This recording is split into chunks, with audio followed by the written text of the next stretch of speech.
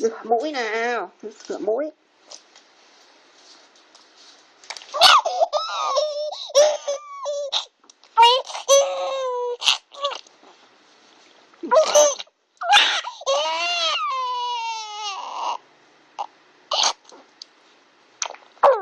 Nó thấy nó chảy kia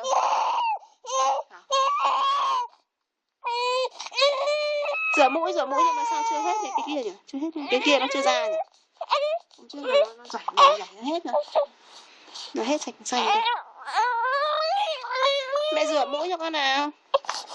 Đấy. Nào tí.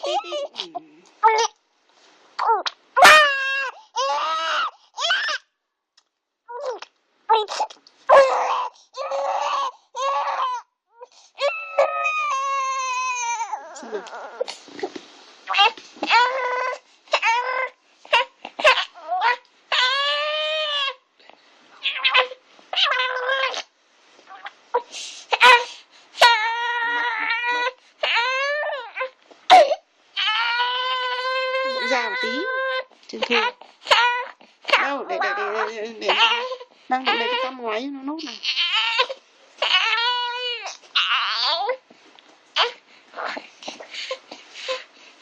nó nghiêng lên hỉ ra đi xong rồi không cần mũi này sang mũi kia, chỉ cần một chiều ấy thôi à? Thôi là 1 triệu.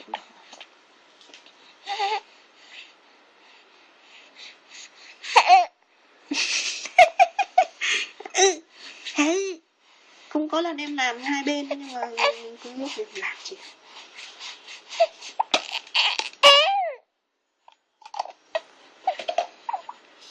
Sạch.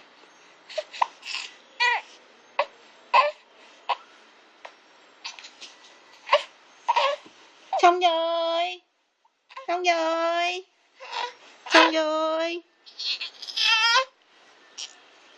Đây vẫn chưa sạch đây này. Thế mà nó còn khó chịu cái gì?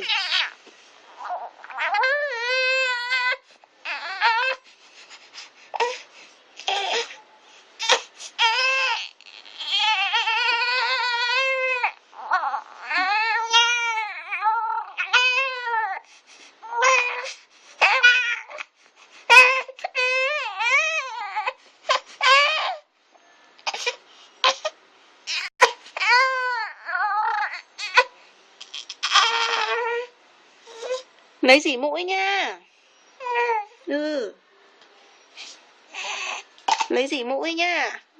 Quay. Lấy xỉ mũi nào.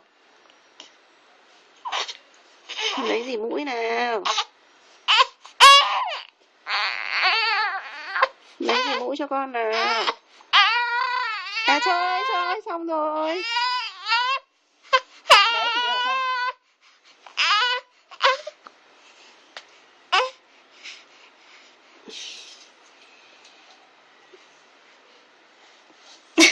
Vô